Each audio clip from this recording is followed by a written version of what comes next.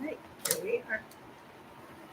Good morning, everybody. Good Vince and morning. Sandra Yeah, good morning from Tacoma.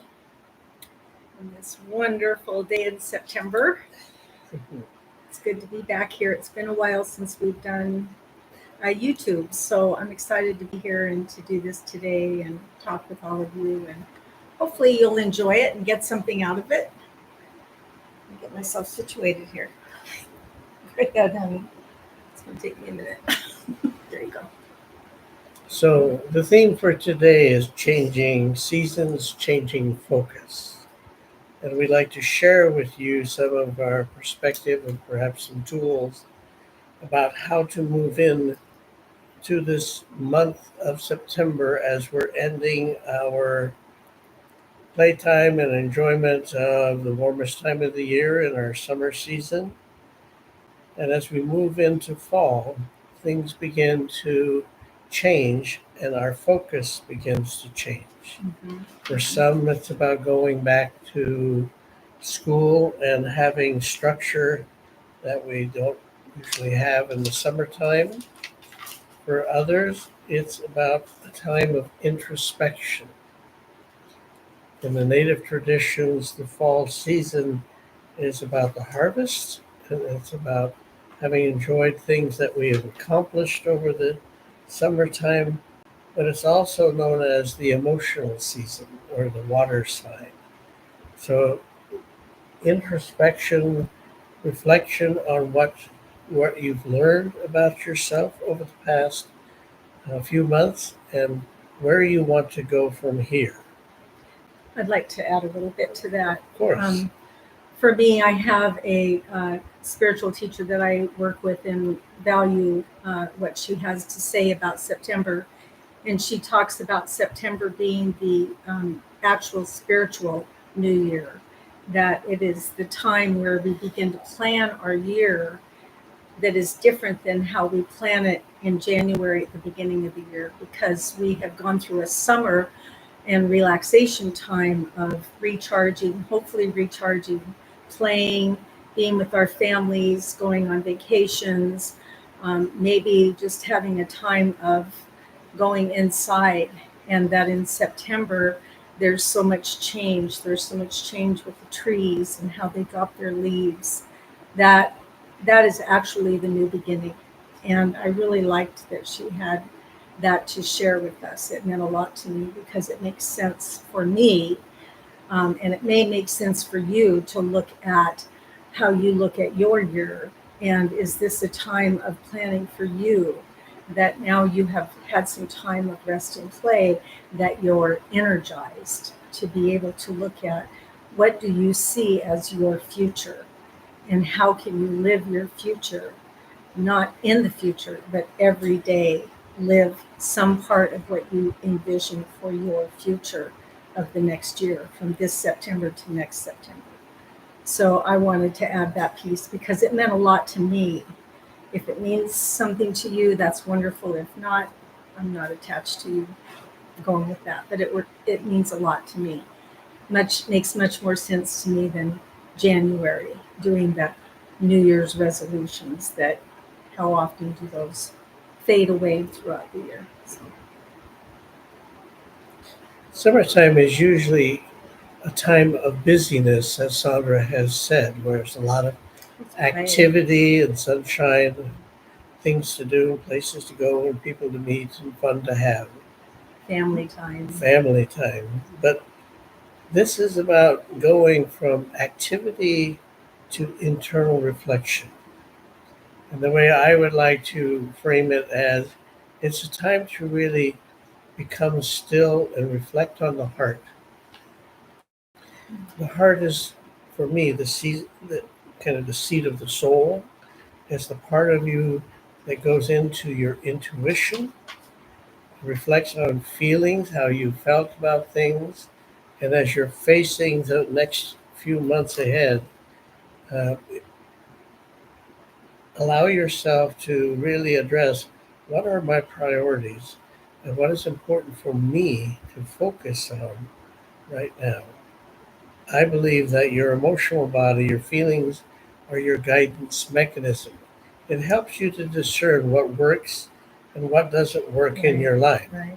So for you to take time to be still with yourself, do rituals that may be valuable for you that you put aside because of the busyness of summer, a time to refocus and reset yourself on what are my priorities and what's important. We have this election series time coming up. So I know as a country, there's all kinds of information that's being thrown out there in all of these campaigns. But the alignment really needs to be an alignment of the heart. If you choose to vote, vote from what is true within you and not just get caught up in the drama that's presented by the media with all kinds of vicious and cruel uh, exploitations and projections that are put out there. Listen, research, go inside, and listen to your heart so that your vote counts. I agree with that too. And I think it's a great time to look at making changes in your home. For example, I have altars in different parts of my home. I have one where I do my meditation. I have one in my living room that I can be in my living room and look at it. And everything on my altar has meaning and value. And to me, this is a great time to look at, do you need to change your altar? Do you need to bring something new into it? Is something run its course as far as speaking to you as inspiration? For example, maybe you've had the same crystals for a really long time. It's time maybe to put those in a different place. Or a candle that you've been using for a long time. Maybe it's not quite at the end, and so you keep using it. Maybe it's time to change the candle. But what can you bring in and uh, have as a representation of the new beginning for you as we step into this time after summer? One of the things that can really challenge us is that get used to rituals or traditions, things as going by seasonal. Well, this is what we do in the fall, and this is what we do in the winter, this is what we do in the spring. But in this time of great challenge and change all around us, it's time to reimagine and revision. For some of you, this can bring about feeling stuck, bored, depressed, really kind of bogged down in where you think your future is going or what has meaning and value to you. So, this is a very important time because I- I've heard from some of our teachers that being bogged down like this and stuck uh, is a precursor to transformation. There's something big for you, but it may mean rooting through the things that you have all around you, things that you're used to, and asking yourself, does this serve me anymore? And it's just like Sandra's talking about the altars. It may be your clothes, your activity levels, the things you have in storage.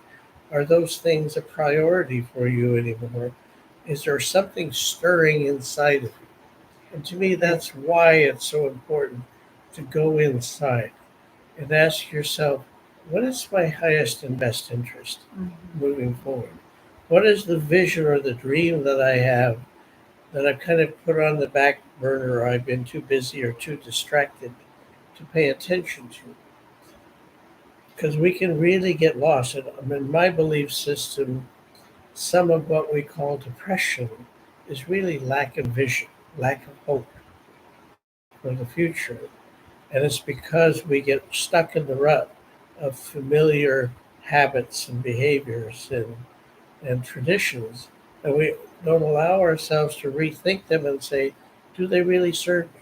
Do my belief systems really serve me anymore?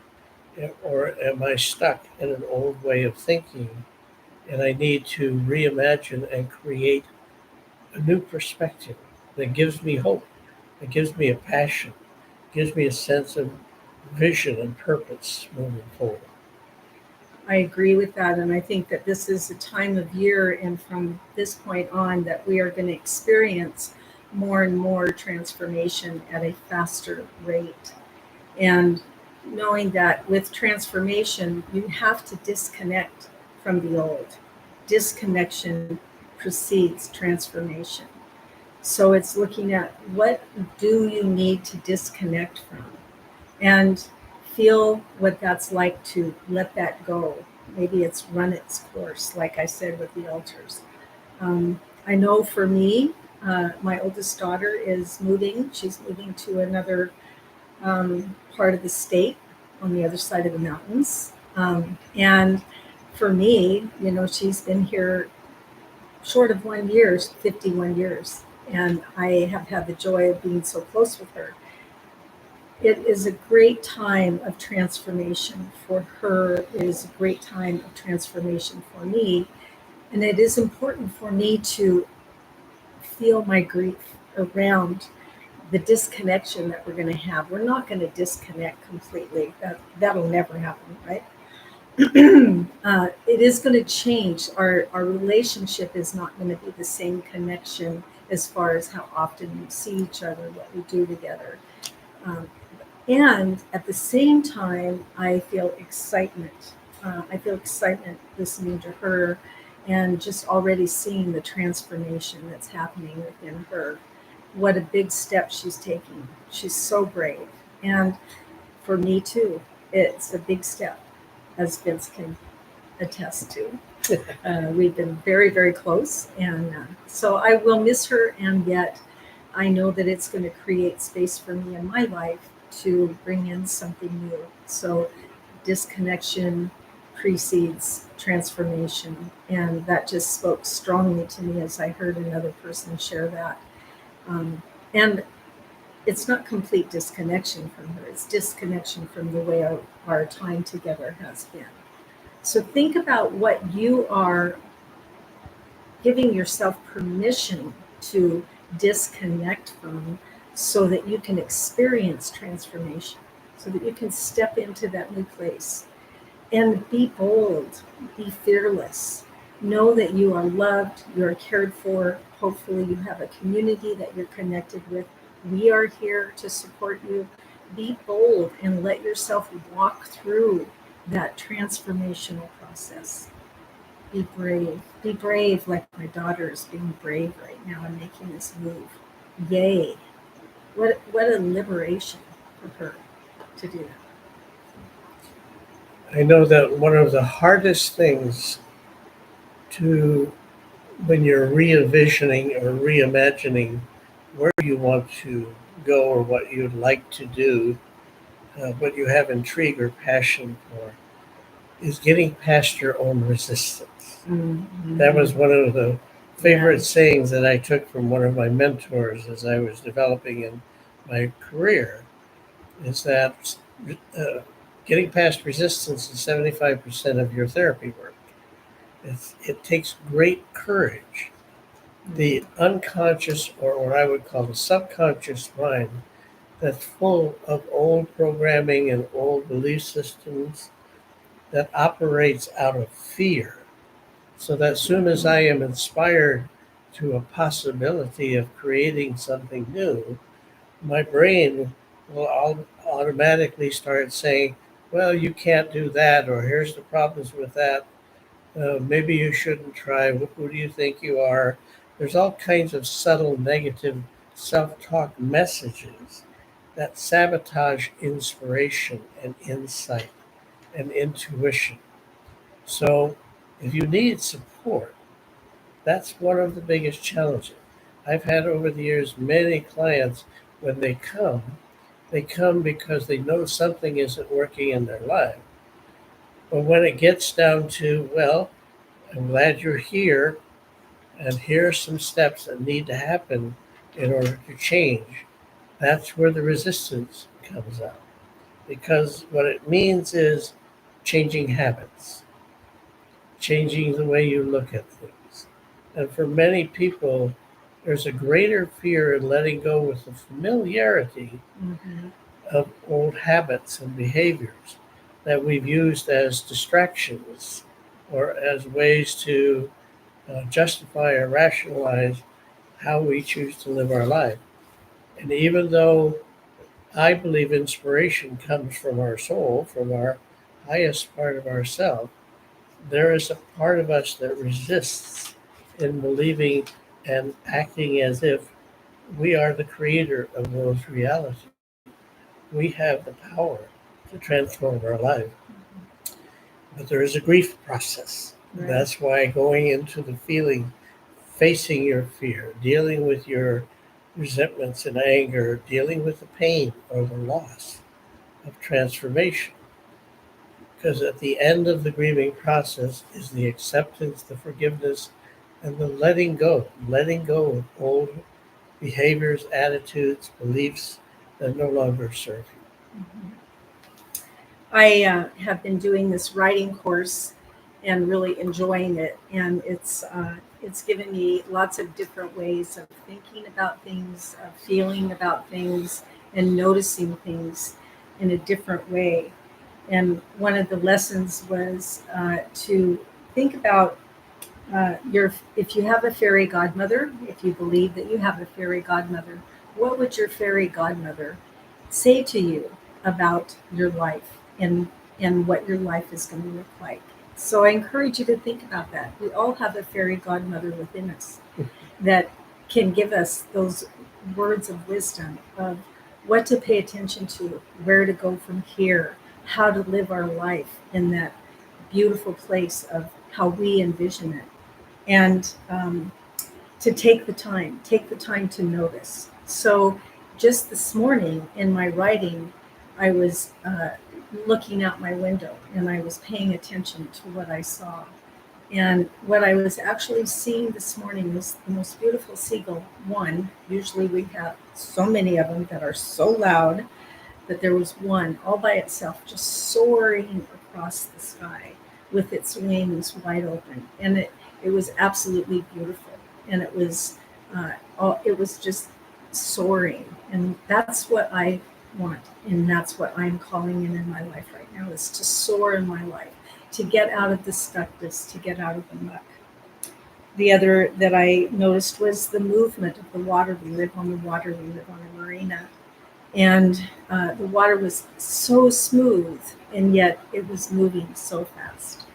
So, how can that be? That it can be smooth and yet moving so fast. And that's what we can do. We can move in our lives and experience moving in our lives with grace and smoothness. It doesn't have to be rough waters. And the other thing that I noticed was the beautiful changing of the colors of the trees. And yes, it is a time where the trees are changing colors and they are dropping their leaves. And as much as I love the summer and the fullness of the beauty of the trees and the flowers, all of that has to go away uh, for them to continue to grow, for them to have their rest time and to come back again next year in that most beautiful way.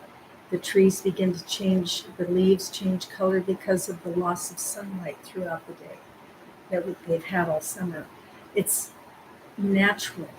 Nature knows how to live with the disconnection to the old and the transformation of the new.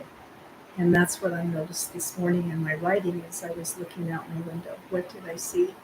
And how is my fairy godmother within me guiding me to live my vision in the world? So I encourage you to think about that. Take some time maybe and write it down for yourself. I love that. Thank you. I'm thinking about, with all the chaos that's going around us with wars all over and politics of our nation, and it can create a lot of anxiety and fear about what lies ahead for us. And for many of us, the fear is, well, if I change my life, I'm going to lose my life and things are going to wait. Mhm. You will. And a lot of that has been based on the illusion of freedom, economic freedom, social freedom, uh, ability to move around the country, and all of those things are in flux right now. There are so many questions. As one of our spiritual teachers would say to us, the real currency for today is not about finances. It's not about money. It's not about possession. It's not about what you have or where you live. It's more about community. Mhm. Community is the new currency. It's being with like minded and like hearted people. Because as we deal with all of the kind of things that are happening climate wise, politically, wars and all of the challenges that are happening, our solace and our strength is about being with like minded and like hearted people. Connect with your friends. Share with those people who have a common value and support. Because when you lift your light and know your truth and have confidence and courage and have the support of people around you, it makes it so much easier so that you don't get caught in the external chaos that's happening around you. Doing the rituals and traditions of sharing meals, sharing feelings and stories, being there to support one another. Grief needs support. Grief witnessed is grief divided. Mhm. Compassion is about sharing not only our pain and suffering, but it's also about sharing our joy and lifting one another up. We're meant to be social beings. We need connection, Mhm. a sense of belonging. So be discerning about who you choose to spend your time and energy with. Rethink the priorities of who and what is important in your life and gravitate and move toward those who bring you a sense of peace and joy and that sense of community. Community means unity with. It's about unity with heart. Family is family of the heart. And that's going to be so important moving forward through these next few months and years ahead. Absolutely. Absolutely. And I would say give yourself the space to grieve. If you are experiencing transformation, let yourself acknowledge the grief of letting go of the old, of letting go of what's been with you that you're ready to release and be done with. It can be a joyful time, and it also can be a time to acknowledge that it's a loss. And when you experience loss, there's grief. So, as much as you may want change and transformation, you will experience some grief as you let go of old ways. So, be gentle with yourself, be kind with yourself, be compassionate with yourself, and lean into the heart of another. If you have a friend that you hike with, or a friend that you spend time with, or a spouse, or a partner in a relationship, lean into the heart of them and let them support you. And remember that you also have loved ones that are with you if you believe in this on the other side of the veil. Source, whatever that is for you, a higher power, that's there. That's always there. That's constant. It will never leave you. And you can lean into that. If you believe you have angels, if you believe you have guides, lean into them. Ask them for guidance as you go through the transformation process. And listen to your intuition, because your intuition will guide you. I worked for many years in the addictions industry and have met thousands and thousands of people who have habits and compulsions and behaviors that they have held on to as a way to self medicate, distract, Survive. numb, survive, cope. with the aspects of their life that are ever changing, whether that's marriages and relationships, whether that's self worth, whether that's career, whether that's finances. And I know that, like in the recovery community, the 12-step programs, it's an opportunity to say, I'm not alone. This isn't just happening to me. We are a collective Right. of human beings, and that we all have our forms of distraction, compulsion, addiction, obsession, attachments.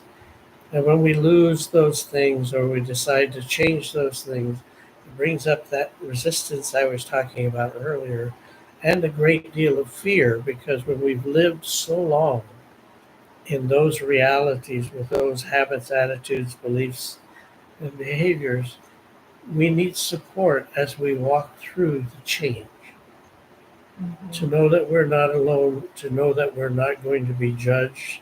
We need to let go of the stigma of being defined with mental health or with addictions, and simply see it as these have been survival strategies, but they no longer serve us, because in survival we live only day to day, but we don't mature and grow. And so as you age and go through time, you begin to feel a sense of hopelessness or despair, or is this all there is, and questioning the quality of your life. There is always hope in the Mhm. possibility of Mhm. change, but you can't do it alone. Right. Right. You need support, Mhm. and you need to see that it isn't just you. We as a species, humanity, as a collective, is going through a massive change. There's a lot of old ways of thinking that are trying desperately to hold on. And there's a lot of anxiety, a lot of depression, a lot of coping strategies that we need support to walk through. Right. Right. Our power is within us, and our power is collectively when we all respond from the same place of hope and spirit, life, and love. Love is the energy that is so essential in this time of transformation and change. I love what you said, and I agree with all of that. I also think that it's so important that you listen to your intuition, and that your intuition. I love this quote because it spoke to me, and I do not know who I heard it from, but it says, "Divine consciousness is divine consciousness communicating through our body is what intuition is." I love that. And divine consciousness, whatever that is for you, whether that is God, whether that is source, whether that is, a higher self, it will not guide you in a way that is not for your highest and best. Your intuition will come through as there is no fear. If you have fear in making your decisions and making your changes, know that that is not your intuition. That is your brain. And it could be that it is in survival, and you will feel fear. You will feel fear. If you are feeling fear, it's from your brain, it's not from your intuition. So, a way to move to your intuition is to go to your heart and know that your heart is connected to your spirit, and your spirit is connected to your intuition, and your soul is connected to all. None of those parts of you will lie. Your hypervigilance or your brain will say whatever it needs to say or tell you whatever it needs to tell you to keep you right where you are because you are surviving right now. Your brain is survival based, and it's wonderful, and it can keep you stuck because you're surviving. You all have a right to thrive and live in a life where you're thriving, not just surviving.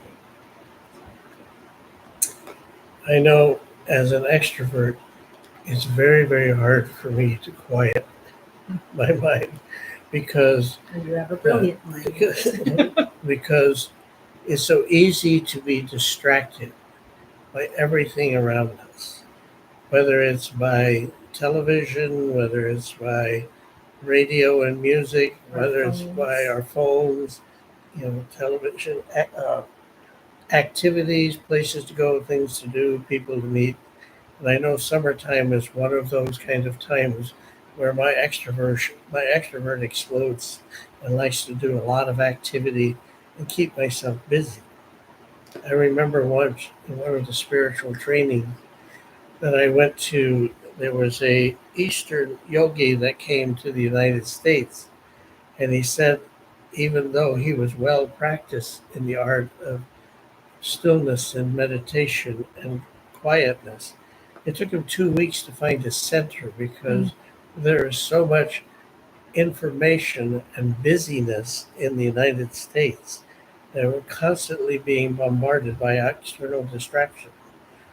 The point of all of this is I want you to be able to know, be patient with yourself. Yes. It takes time to learn to develop Yeah. an inner quietness, trusting and inner knowing. Whether you do it through automatic writing or meditation or participation in spiritual communities or groups, it's easy to become distracted and be pulled off your center. So, as that yogi would say, there are lots of people who would come and say, "Well, I want to be like you." And the yogi would laugh and say, "Well, it's taken me 40 years to get to the place where I can do this, and I still haven't perfected it." So don't think of this as I have to do it now. Think of it as beginning in a process.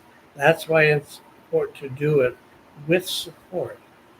And I like to use the image that our old habits have been going on for years and years and years, and we want to change, but our new habits are just beginning. As we start a new transformation, doesn't mean these old ones are going to go away. They're in our unconscious, and they've been there for years and years and years. So it's going to take patience and time to build the confidence and competence to know how to do transformational change. So be patient with yourself, Yes. gentle with yourself, And live in the moment. Because if you think too far in the future, I think the tendency is to think of the worst case scenario and awfulize and talk yourself out of inspiration. so give yourself grace and live with grace. Yeah, it's been an honor to share with you this morning. Yes, it has. Know that we are here present. You can connect with us through email, social media, or telephone. Mhm. You can write a comment on this if you want. Yes, And you can email us, vincehoran@comcast.net, or Horan Counseling Services on Facebook. on Facebook. And you can also, I think, yeah, you can just get our number from Google, Horan Counseling Services. So we're here, we care. We will be doing more of these. We've ourselves taken the summer off, and so we're ready to get going again. So take care. So much love to you all. Namaste.